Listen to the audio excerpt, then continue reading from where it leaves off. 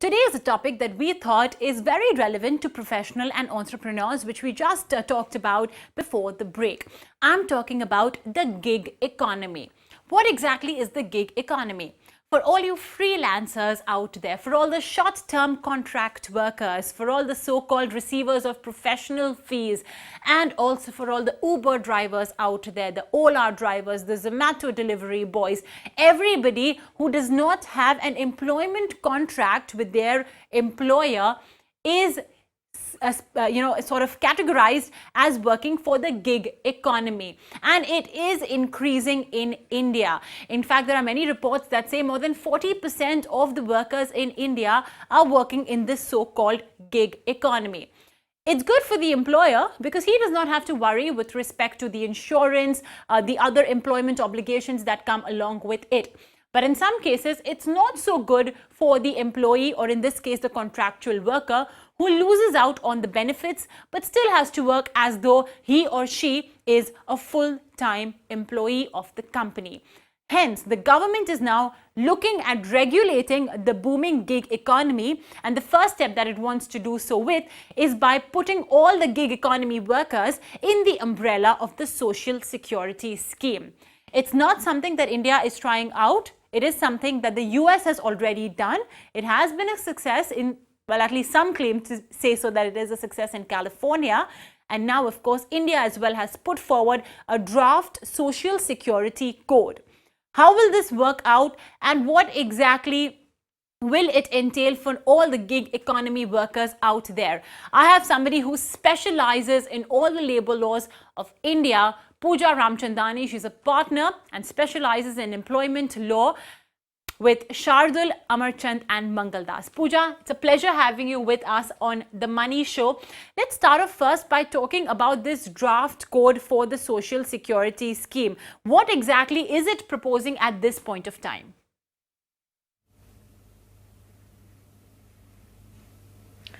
Thank you, Mubina.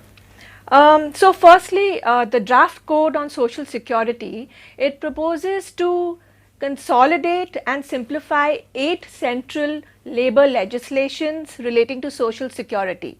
Some of these include the ESI Act, the EPF Act, the Employee Compensation Act, the Gratuity Act, the Maternity Act, to name a few. Secondly, recognizing the growing gig economy, the code provides that the central government will prescribe a scheme in relation to providing social security to gig workers. Now, the code also provides that the scheme will ensure that there are matters relating to life and disability cover, health and maternity benefit, old age pension, and such other matters that the government may determine from time to time. Another interesting part that has been prescribed under this code is that the scheme will also provide a role that the aggregators will be required to play as part of these schemes.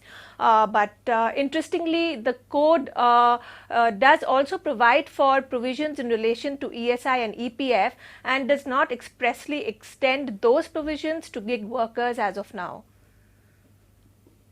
Okay, all right. So, you mentioned that it wants to combine 8 labor laws, Gratuity Act, etc. So, for the gig workers and even for regular workers who do have, of course, that employment contract, how does the consolidation of these 8 labor laws really make sense? What does it mean? I mean, is it going to simplify things in terms of the labor law front?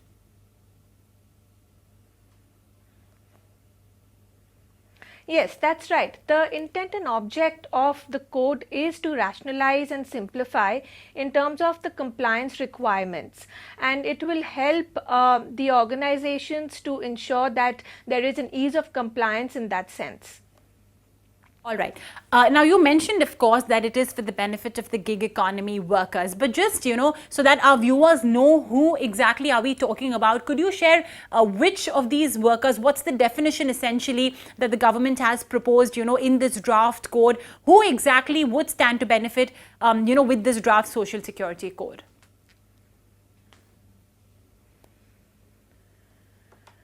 Sure. So, as per the draft code, there is a definition provided by the code by the government on gig workers, and essentially the definition includes those workers who take up an engagement for work on a paid basis rather than as opposed to a traditional employment. So, there is still, not necessary, a master servant relationship which is otherwise there in a traditional employment with respect to these gig workers or the freelancers.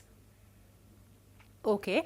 Is there currently anything in the labor laws or in the employment laws that does stand to benefit these freelancers or these contractual workers, or there's nothing at this juncture?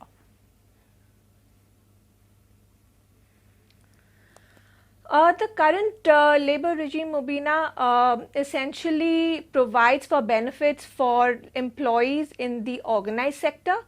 There is a recent legislation by the name of Unorganized Workers Social Security Act, but this regulation, although it does prescribe for social security matters, it is governing only matters for unorganized sector workers, which does not really include the gig workers, but includes those who are essentially self-employed or home-based workers or casual workers or temporary workers.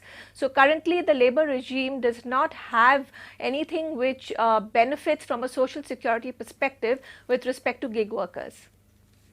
So Pooja, very quickly, if in case this code is passed through and the next thing that the gig workers are as well included in the draft social security code, what sort of rights do they get? Like you mentioned, insurance, disability benefits, etc. What kind of rights can they expect then?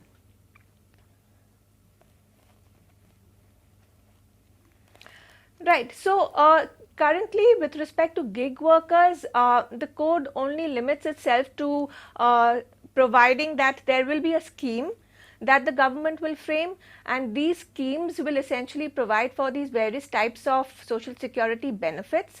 The schemes, I would think, will lay down the finer details and the fine prints with respect to the extent of the details, the administration, the manner and workings of what all it would entail. Okay, so early stages yet, but it does spell good news, I suppose, for your Ola drivers, Uber drivers especially. And of course, for all the gig economy workers, should they choose to be encompassed in this umbrella. Pooja, thank you then for that quick review of the draft Social Security Code. As the name suggests, it's still draft, still to become a law. Early days yet, but we thought we'll just give you a sneak peek as to what you should expect, because currently no real benefits are available for the gig economy workers. But very soon, there could be something available in the terms of insurance, home rental allowance, so on and so forth.